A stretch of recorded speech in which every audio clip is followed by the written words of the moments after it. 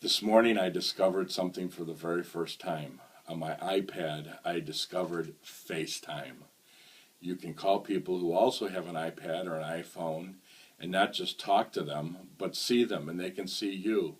And so I called a couple of friends this morning at 6 a.m. I think one of them I woke up, but I was just so excited with this new discovery that I'd made, FaceTime. And if you have an iPad, beware, I might be calling you at 6 a.m. some morning. But it reminded me on the way into work of a passage in the Bible in Genesis chapter 16. Let me describe the scene.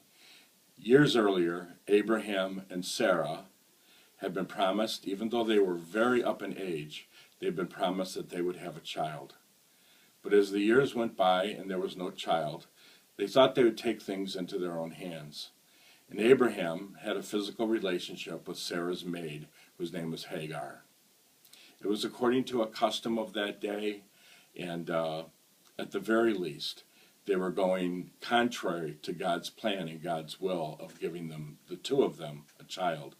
Hagar conceived a child, and there was a lot of jealousy there, and Hagar finds herself in the wilderness because she was so despised by Sarah and the jealousy that went with all of that.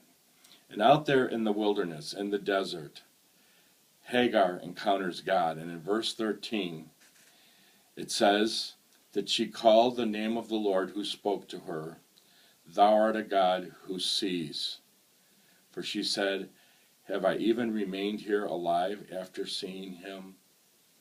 And there's a phrase in there. It's a Hebrew phrase. In Hebrew, it reads, Lahairoi. And that phrase in Hebrew simply means, "You, God, see me. You, God, see me."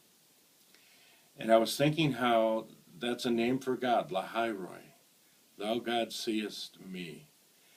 And it's like this. For millenniums, as long as there has been time and there have been people, there has been Facebook with God. He sees us wherever we are. He sees us in our good moments when we're walking with Him, and He sees us in our times of temptation when we hope that He doesn't see. But He is a God who sees us always, and He's waiting to do FaceTime with us, whether it's at 6 in the morning or 6 at night or in the middle of the night when we toss and turn and are troubled by so many things. We have a God who sees us. Hagar discovered that out in the desert, and we can discover it today.